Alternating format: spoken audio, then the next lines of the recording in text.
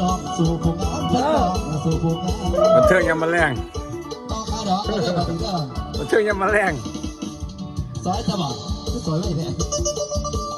ซอยละพี่น้องทั้งซอยซอยละพี่น้องทั้งซอย พี่น้องมายาม เขียนเป็นโฮมผู้ จากเวลาฟังสายเพิ่นมาเยี่ยมมายามมา กะว่าซอยจักหน่อยที่ซอยอีก ดูแล่ไป ก็เอาอีกนิดก็พอเอาได้ พี่น้องเขาทำได้ สู้บ่ได้ก็ชี้ได้นะก้อย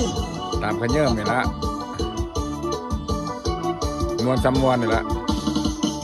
นางเอ๋ยคนแรกแขนสองแขนนางที่ห้องเท่าไรล่ะ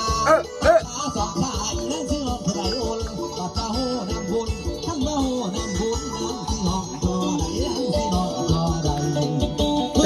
เด้อเด้อเด้อเด้อเด้อเด้อเด้อเด้อ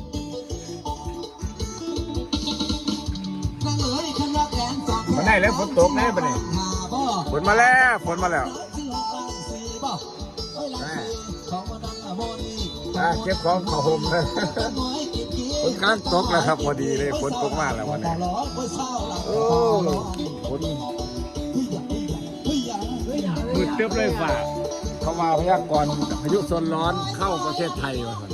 ภาคอีสานจากจังหวัดเนาะ